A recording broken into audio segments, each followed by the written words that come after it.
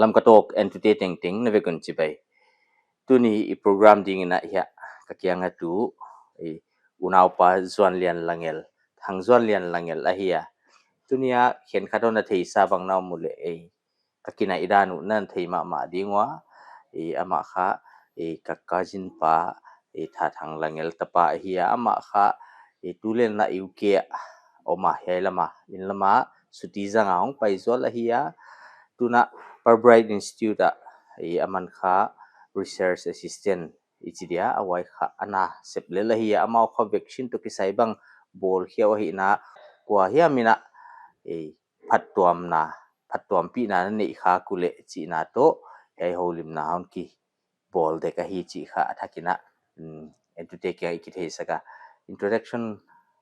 kahon bol khinta mo zon lamkana sungina bang khong na hi deu tang piom he bang vai deu ang pai na he ke ha kong pelo na solo tai mo ka bachelor's ka graduate aleng pelo na ka master's ka aleng pelo na ai ka abang hi lo dia chong pai to hello hilele unolom lai la Christmas rush ma hang pai zando siam sin na to ki sai lut supa le nang kha na siam sin na lam ka banga koi skula kai wana lam ka banga college khonga na kai to na ya waite china detail de na ngen dam ke ha prep ka ha para class tan ka wala sa kai ka ya wala zanang lam ka wai ka zo ha Bangalore ka pa ya 11 to 12 ka Dolwins Methodist College ka zo am also wai zo ha bachelor's ka Christ University ka zo also master's ka University of Liverpool to bachelor degree na zo na bang grade na zo ale ka bachelor's ka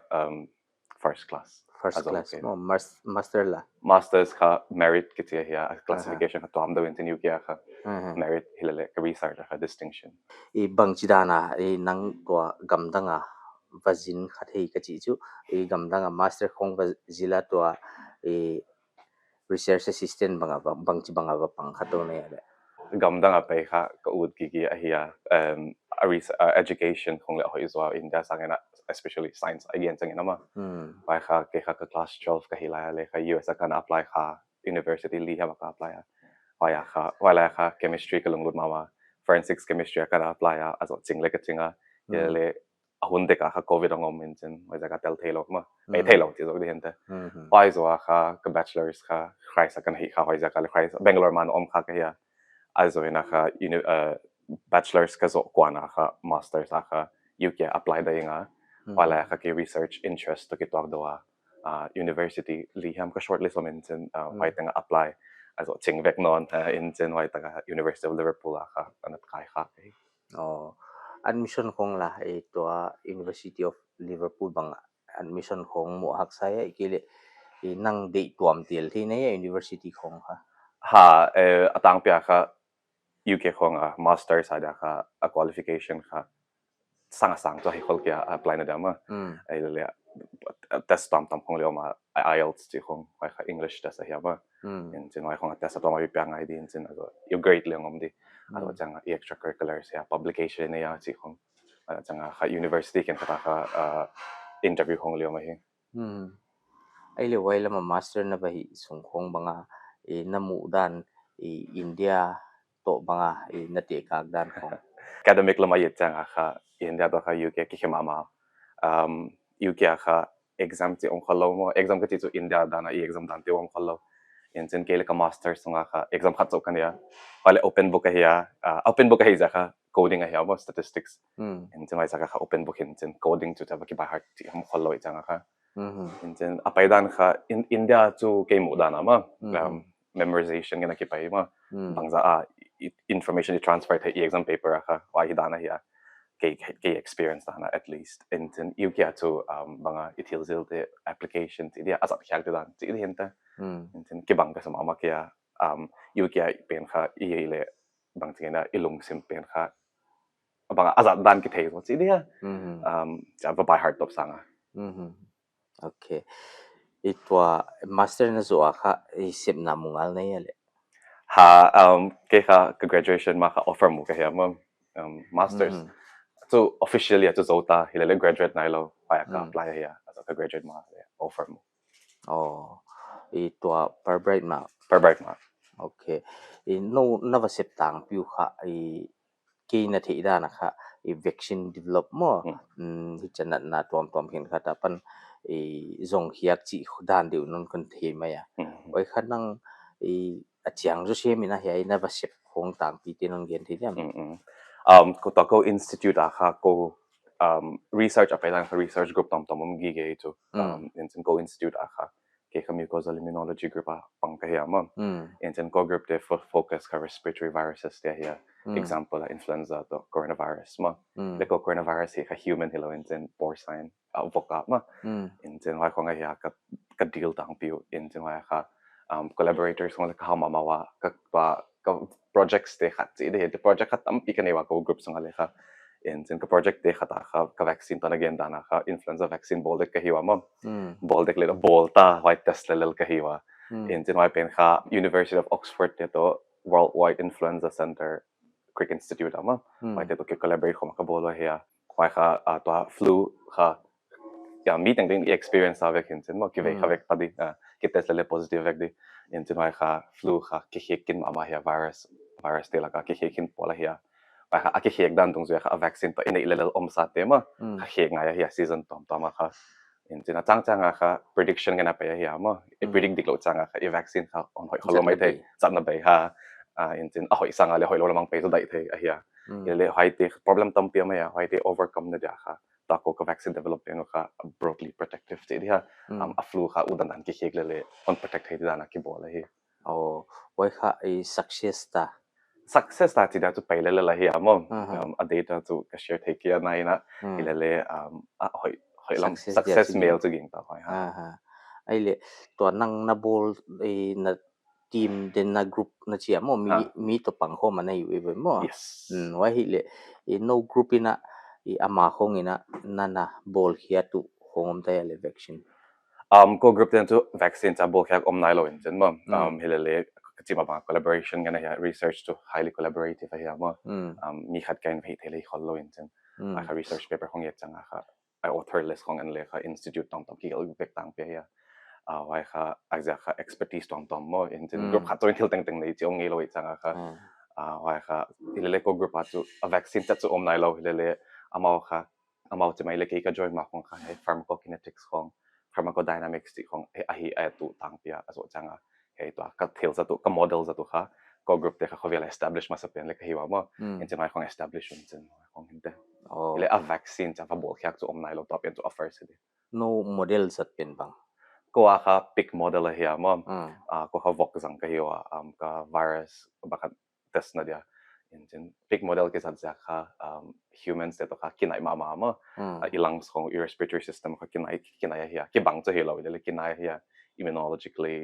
morphologically airways te hong le ki bang ma hiya mo azo aki infect dan le kha ki bang chi de hinte kinai chi zog de hinte ki bang lo kinai in chen wai kha directly ha translate the human ama wai kha to ko preclinical trials ana kha pick model kha establish wa hi ai le to aphat tom le phat tom lo khong avok ma khona te su ngai di mo ha ka experiment te kha vok ngena ki bola hi ki vok ngen ke sanga ki hi to ka vaccine bol pen wa kha card tanga kha samples tom tom lo da mo blood khong swabs khong tom pi samples ki deal do ki gen chana study atop changa kha lungs khong lymph nodes spleen ki banga process in chana pa experiment tom pi ki okay to vaccine na non bol hiat di penu kha tu na hong success bang hitale mo I wai kha no wa de bang tan ham phat na phat tom na am dia le ta ko vaccine bol pen kha on success banga hiya le kha human trials khong lu thema in chen ko ada chu financially chu phat tom la dri chu omlo hilale apoi mo pen chu khovela da banga information thak chi dia thil thak ki bol hi mai also health lam khong healthcare lam khong ada le hoi dima human trial banga pai full haile chi dia ko bol na ko thil bola pata ka bang sige de do society le hila cha khowela da himai ai kha science thak chi dia producing science and ai kha ultimate goal hi ama and to na ucha successful hila chu maybe grant proposal khong future kha funding bodies te khong le on fund mai theu mo thel dang hi le tu ga na sep na to ki saya banga no khalo chi ya ma on pia hui ki le bang chi banga pa ya le ha UK ha i apply chang ha annual salary ki gala ya hilale khatengang ki pya ma hoi da khát tiếng amo bằng dạ không lộ rồi lệ nghiền kia a cả lo lẽ chu gen dia so ki bang lo chi de hin ki bang lo ka chi da san chu a tax khong mo bang bang yam khong ki deduct chang ha ki bang gi lo là lùng tung na hay là lộ lùng ha tung ngoài sai long tung tho a chang chang a chu ithili kha ki ma pet ma he ma tha to le lo long sim pong a le kha as an experiment failed ti khong kha common ma ma he science a kha 95% failure here 5% success ti khong he ma experiment han wa gi ge khol lo mai changa e ma mai ni optimize ngai ko a dik lo pe a pe dik lo ti khong in chen hoi khong changa kha hoi cho le lo pa i organize di atam ma ma mo admin work khong a to changa collaborator se to ki ho chi khong career chi khong til hi tam pi ma he experiment so lab sung chawa hi ke ai a lab sung a kha i result in mu changa le and e mai ni analyze ngai mo changa i result mu te khong le e mai ni interpret khang ngai no na hi changa kha hun chu hun tho le le hun ka sakai quay chiang ina ai no tua na sep na pin kha ai banga a contract dan he ki le ich permanent na cm thei di nei ba atang pia kha research work kha academia kha work kha contract ka hiya ma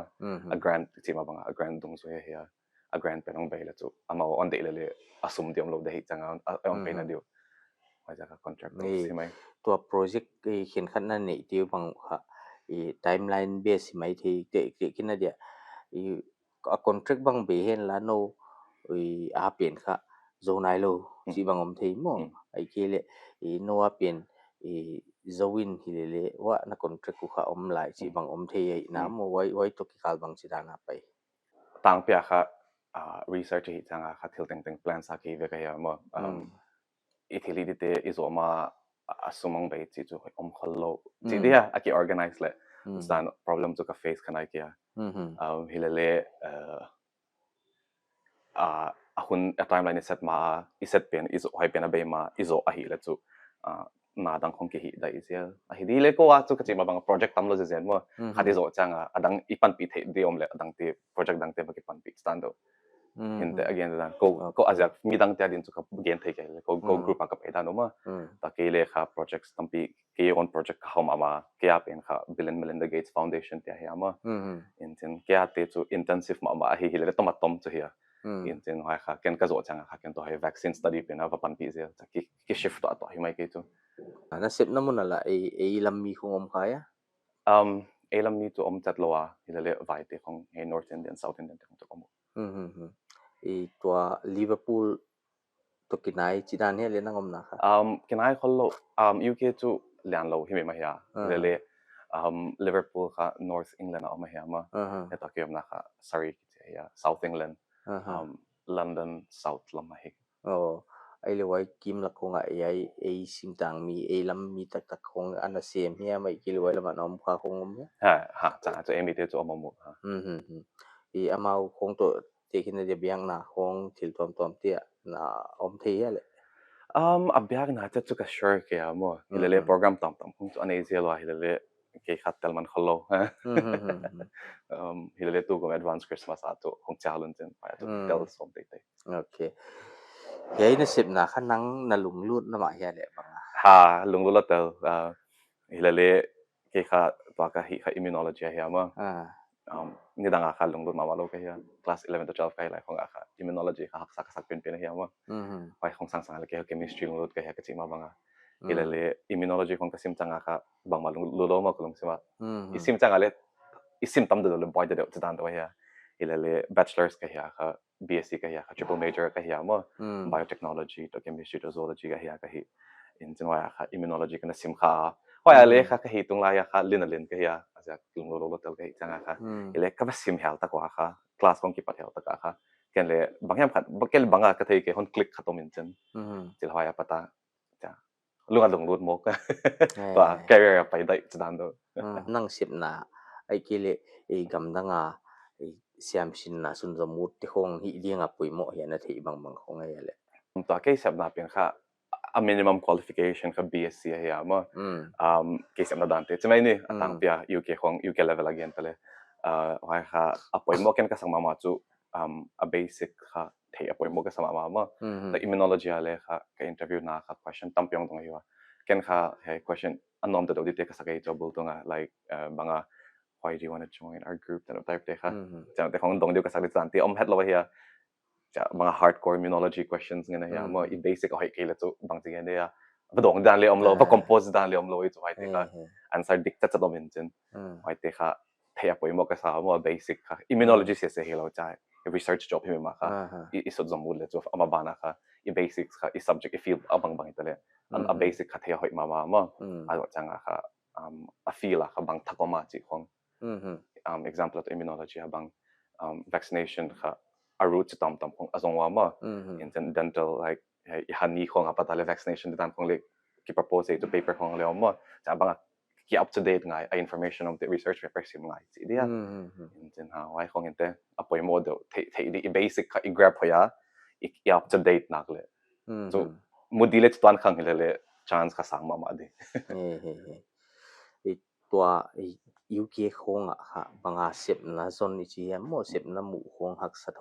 ไอ้ยาไม่เกลหนัวไม่เดียม nuam chu a hiat kya se na kha azong le hak sa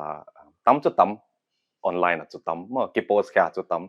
ile le hoi kha hire ta ko hire ta lo ya le ki thei lo mo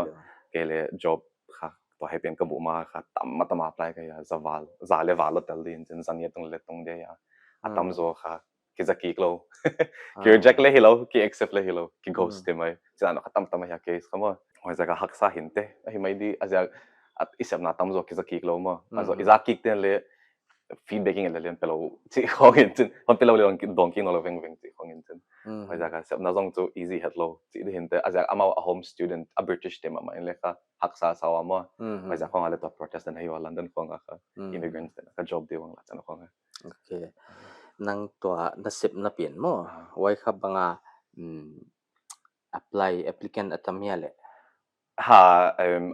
ala group tam tam ten khap cha a post chang wa kha applicant tam the ma pa ko le zalam sa ka mi kha hire thak hi wa ma research ko group a da kha tunya ka post wa hi le kha azinga kha applicant kha zathum wal nga la hi in tin atang pe ha kar ni khong ki hong ha mo job application te kha wai zo chang kha wai at last day ni kha hr ten kha filter in tin sana te tang pe chu mi zani zathum chu tel do gi ge tung do gi ge isiam sin na vai to okay kisai hi hon dong thak non leng ya college kong na kai tung kong ina pan ya lam ka pan na pai hiat mo state dang kong apana ayen lai na to sim lai kong ina banga ni nang mu da ni na social activities tuam tuam om thei mo ilak banga wana state dang banga leng wai ti khonga bang china na hun na janga le na baki hel tho ya ha ke kha extracurriculars ngai na mi mama ka he mo wireless ka la class 10 tan ka he le ka ke hel na tama tama he head boy khong le kan he kha mo also a kha 11 to 12 ka he le kha 11 to 12 ka he to ke to institute ka kai na pe na ka ke hel kholo le wala ka ke le sunday school ka la ka he kha EBCC Bangalore mo BCD ha kana kai chi dia kana active thowa also ka khai sa ka kaya kha kaltel na tamma ma choir khong al kana tala mo ado changa kha ken akatala team kana patli owa ado changa kha student council kumni katala chemistry association ale kha kumni office bearer ka hiya ado dang le bang katel na adang le katel na tama tama mai katel na to tama tam extracurriculars academic outside akama ai hi le wai te na banga na siam sin na lai zil na hon suboi na the ken song subaya ging taloinga gim hoya chu gim hoi hun yang ai changa kha song subaya da ging lo ajak hete changa kha ile khasim lam le boring lo chi dia monotonous lo chi di hinte pai te khonga kha ile khasim pen chu I focus ko ma kha asai ta chi dia hete hi changa kha mo cha hong ki gong khom chi dia wai changa kha I experience pen kha hong bang chi gen de do hong wholesome zo chi dia cha all round development om zo chi dia hinte holistic development yes to nu le pa khen khat bangin kha to dan te ta te khong siam sin na ki le bang hem lai zil la ya thil tuam to moi pi vai sap tuam vai la zil na ki le sin leng khop na khong tel tel lo ri chi khong kha pai dan tang pi ngai dan in nani kha ku khen khat hin chin mo wai ti kha banga kinga hin na the ไว้ที่เตลโลอินาลายเสียมนะตักคนไปเรียกไว้ที่ตัวเตลโคมาเกียร์ adjust ดีนั่งไงนั่นนะhai kha debatable ma he ama amazing le to hela tel da ilele ke nga da na chu banga lai sim na to he social activities te ti chang again ma banga misiga chang te khong om gi gele hi kya ma in also a lam kha i social ma wa society khata kha i community ti ya pakhat akyo mama yu kya kha cha nam lo ya ilele wai te khong chu banga ong su wai lan de chu ka thei kya adik cha again da ma wai kha also humans dia kha social beings hi na to ke saya kha cha ki khum back book chi la khong i thei khol lo ma ile wai tel hat lo ali chu le kha chu syam thei hoi chu of course ima that's a given ile cái gì mà bằng cái khác all round development khác bởi một cái sự giúp đỡ lấy khác xem top social skills này lo sang à chú à giờ đó chỉ mấy này K level tận chỉ là masters công作chẳng à xem nào không ai dùng chẳng à khác ý lấy khác xem nào cho không ai nói lâu chân đó interview thì khác cái mũ đàn à hay chú attack khác rồi hay chú cái thấy cái mũ đàn à khác ít thấy na obviously yung test lo tel mà ile at the same time khác ít personality lang ngeno mà khác amao le patun le khác sa min thấy le ai mi to ki compatible ke le yung date on lo mà amao lab group te khong to ki twak lo dan ko bangon mo le on date on lo di chu vai sa ga chi da na le khác thấy om thawa mo ta ko lab ko ke experience ma le khác on pai de sa question dot ting le dong the ve ko mo ile cha skills này lo chỉ là mi communication skills không này còn lâu phải thế khác cái higher lo đại stand up không thế le phải tu subjective phải tu cái experience không gian mà le tang pia tu interview không tu cái ngày tu tana personality test so hi thấy na le cho hi lo but more on personalityตัวอีกเกี่ยวข้องมีเขียนขัดเสียมสินนะของสุนสมมุติบางอมตะเลมั้งหนังguide ทีเดียมกี่เลยเอาตีนปันปีทีเดียมguide ทีละเตลเอาตัวเลยมั้งลองโหลดหน้ากว่าเลยจูguide ทีละเตลเลยหนังบางแต่ที่นั่นบางคนจะคอนแทคทีอยู่ Instagram เลยที่ทีเดีย LinkedIn เลยที่ทีเดียมั้งแล้วจังอีเมลเลย Insta ละบางนะ account Instagram อะค่ะก็อยู่ในแบบ Protozoan นะฮะ Protozoan PROTO is that UAN Protozoan มั้งบางจะproto นะสัตย์textbook ของอะค่ะ biology students เนี่ยค่ะที่ดีว่า protozoans กิจของ organism มาเยอะมั้งไปขโมยเลยค่ะคอมเมนต์ตกงคงเก๋ไว้รู้ว่าบางกำลังอมนะเฮียสาบที่หลักของ English เตนสาบที่จิมั้งไว้ที่หลักของนี่นะอมนะเฮียว่านะตั้งวันไหลนี่นะตัวบางไงซองบางกี่เลยจีดิ้งบางจะนำดังของเดี๋ยวของลุงลู่ถอยนั่นใช่กี่เลยสาบที่ของตุดนั่งบางเลยก็ไปนอนนี่จะสาบที่ของต้องกี่เตียงไม่ดีนะเด่นกี่ตัวกี่เตียงของใส่นะคะก็academic journey ครับไปมุกกับสลายว่าnext step ครับ Ph.D เฮียของไปมุกกับสปอร์ตกระจิจูไปมุกสปอร์ตป้านะอันนี้ดีบางเลยเช่นEnglish เทเลเนี่ยที่เขามีเลยจะจ้าวตะกังไงตัวนี้กี่เลยมีมาของอินนี้กี่เดียจิลุงสินนี่หอยด้านจุกังไงตัวขนาดกี่อ่ะมั้งกี่เลยกี่จุก็ open minded อ่ะมั้งบางมาก็กี่ restrict กี่ดีโอเคสับที่ของมวินกินเลยจูอุทวยมาไม่เทมั้งเลยเสียมสินนาตุกิสยาโลจินนะเดียป่วยมั้งเฮียนะที่เดียมั้งบางมีเสียมสินหลายที่บางอันนั้นข้าบางอมตะเลยฮิจิบางปันลักป่วยมั้งเฮียมั้งให้บางโลจินนะเดียให้บางคัลอิสวนไงฮินะจิอมที่บางของไอเดียกันtu apa yang mau kesak pen telaka tu ambitious mau tu dia ke muda na ha ki ambitious zo kesak ya elam te ka potential ningen lele banga agamla asau tung de changa ka comfortable zone na apot kyak di changa ka would low tu dia give up tu dia again ka thei ke ka comfortable zone na om khan nuam tu nuam lele ke ka boring ka sa mo i comfort zone na patai pe kyak din chen banga thengei lo na thilwa zong de also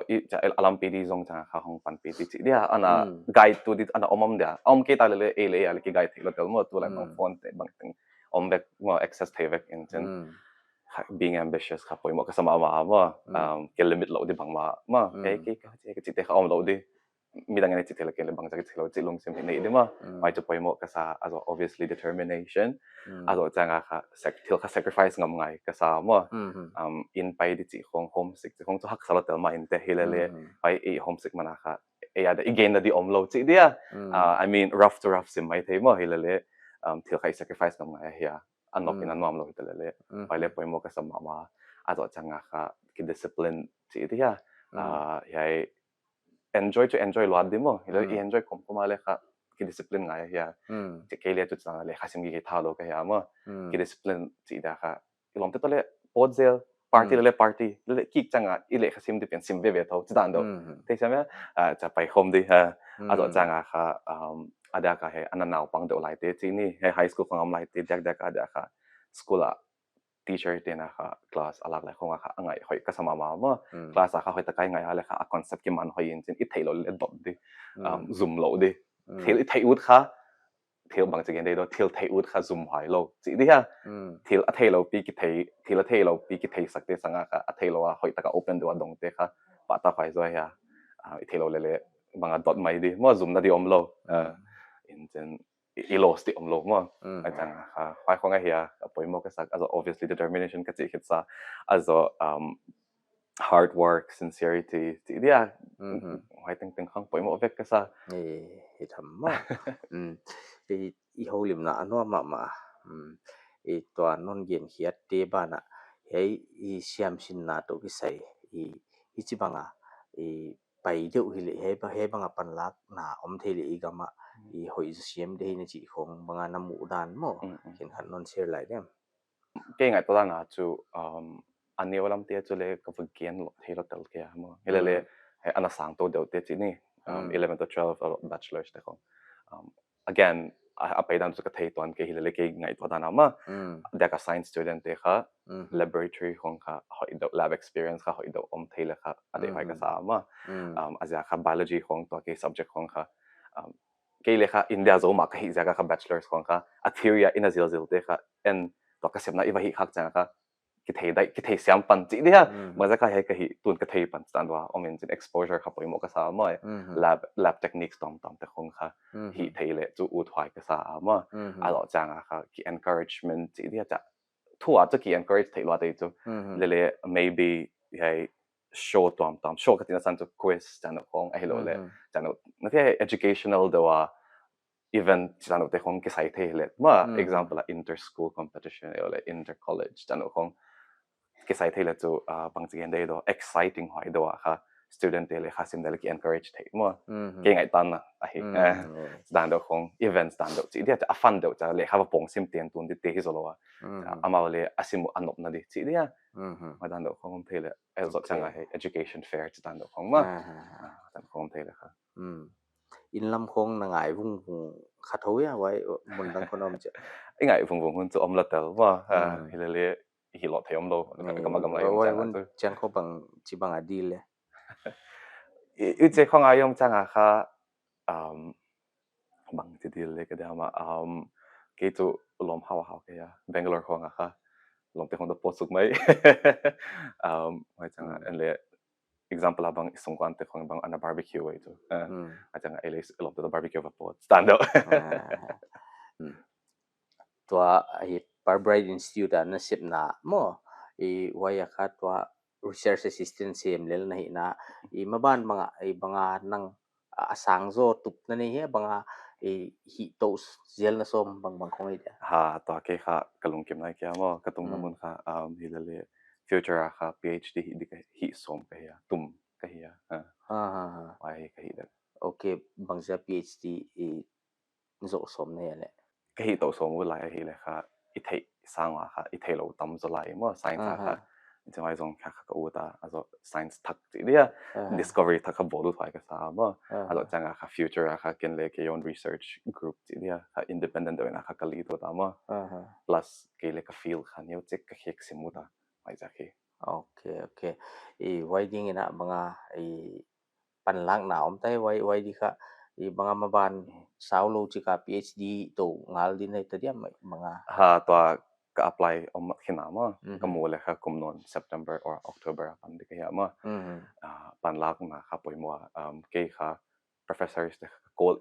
email kita ya call email to pa mo ay ka PhD opportunities kung kadonga ay experience kung bang ka gen ka ay kama alungdo tayong sa kule hong respond wa lungdo tayo sa kule tu at lehen selo do mo abin wa kyom ngali intin to ke ka professor ka to kyo ka ya mo Oxford ka ile wa to imodem mo kidam so gen te nai ke potina ilele ama to lunch lek nen ka pot kom kawa project discuss da Oxford University di mo wai tu ha natupdan katupdan ni pot wai in nong lo chin nge ling hai ki ma mai lem mal tagin kon di sak thu kon gena mo thank you Oxford banga PhD bangon sin zoma le chin chu ana tha banga na kisang sang mai da nei banga gamdang pai nei to kisai banga haksan na khen khat atang pina visa banga hi mo wai khong kha banga haksa hi student to siam sin na bai banga balu leu chin bang bang khonga amau wai sunga siam sin kom banga le na siam the ne be bang bang khonga wam tel ha tu le la tu a political situation la na kha immigration hak sa ba ma de ha mo UK khong US khong kha news ko yat le kha ele UK song ma yo ma le news tam pi za mo tel ki khek tam pi ma himale student visa kha ke experience kha hak sa cho hi hol kia hilale documents kha tam pi po mo i apply chang kha university apply chang offer letter ang pya ha ma I offer letter kha i visa i apply na di kha dong nom din chen wai te hong pe diwen chen wai te kha i visa appointment na kha i va submit ngai ado chang kha appointment tam pi ma i bank details khong kati you give leng le kasum kanai chitan do approve show nang ma a funding approve of funding ti khong ma ado chang i education banga transcript tam pi teng khong afeka poi mo in chen ai khong top poi mo tang pi in chen a process kha at standard kha khat khong ya mo ado le cha banga ayu a visa option tam pi ma akin de de le akin de ile wa de so akin de le amane tam de a visa fee kha in chen to UK especially kha a visa fee in chen IHS surcharge kityo ma in chen ai kha a te dan le health insurance dan de wa ya ma IHS surcharge benefit kha UK kha healthcare free himai a free hitop a free himai ha NHS kitya ya ma wa kha UK itung changa kha evacuate register di intin veng teng ti dia khotenga ombe ka NHS kha intin wai ya dia nai pen pen ki baki vaki register di hanga ma ai kha dam no na hong nei le wai mana GP kiti intin general practitioner wai te ban te himai free free hi veng ma visa la bang tan khonga on a valid hun sung ma masters kha UK kum kha ya kia kha September ki panin September to January ya ile wai pen le so tom mai the ta dun chen wai chu le ka thei ke le tang pia chu i course sung da ida mo plus 3 months ham extra ang pedu a student visa pin kha ai zo chang kha na visa na henga ya le sponsorship poi mo ya wai chu line dang he dai de ai le lai sim sung khong ina wa na fasin sung banguna sip na khong nei thi wele ha you ta ke gen de te kha UK sung chaw ya mo gam dang kong khalo ja gam dang tia chu ka gen te kia le UK kha is apply sorry isim la ya kha sep the kar kha ta kha 20 hours wai sang atam so sep the lo ilele holiday changa kha example a Christmas holiday ma ya Easter holiday ma le holiday sung tia so you le full time sep the to kar kha da kar som ni na sepun sunga da kar bangza khonglo minimum wage omin chen mom asep na daan dong sui le chu hi simin chen le tang pya kha tu le la standard kha 11 pound 50 ha me kilom 11 pound mo india suma kha 11,300 khong mai the sang le thum ha me mai holim na anwa ma to na pending na to holim na igen khiat te bana mo ma gen de poi mo hian na the hian khat atom na in gen ne sang sen na kha poi mo a hi la tala mo milele tu lai kha khovel a ki he tak to achang kang lam chini imano ta to kha mi teng teng kha le kha kesimur kholoi to le kha lung mi teng teng kyom kholo in chen hu chi kom koma kha ken tu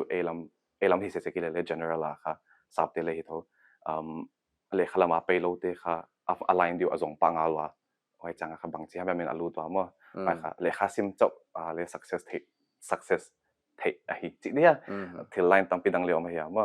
qualification là basic cho rồi loạt đi cái lẽ phải chỉ ra cái khát lẽ khát cho vào tiền tuần đi hiểu mà mhm, yu chỉ công mà lẽ khát sim lẽ hỏi là tel lẽ khát sim cho obviously hỏi bên là hidia hi lẽ u chỉ là lẽ khát sim long lo wa sim sắc tê tê chỉ lẽ khát đi ghi toàn lâu đi mà à mhm, so lẽ khát sim lâu chỉ ra cái lẽ khát a fail lâu hi toàn lâu a success lâu hi toàn lâu in trên line đi khát isong isel mà phải khát lẽ khát làm bằng long lútคนlâu lẽ line đi mu lẽ phải khát hỏi a hi mà phải khát cái nóไปหมดsa chỉ đi à lẽ khát chỗ hi gi lo hi chỉ đi hiện tại lộ trình là bên ha ok hồi lo dunia ya hay kanau pa hay Zuanlian Langel to holim na he ting hun sak dinga amount gen bangina ai siam sin na to gisai ai poimo dan ai khen khat hina za awana ai gamdang khong banga leng ai siam sin na sunzom ut bang yom tak le leng ama khat thuzak thei gi ge a hi chiklai pi wa han pan pi thei ding a hi chi kha ai hon ge na hoi jagina yu chi bang lung lu na nei te bang leng thuzak pa hoi ding a hi dunia holim na he ting hun sak di ki pa ke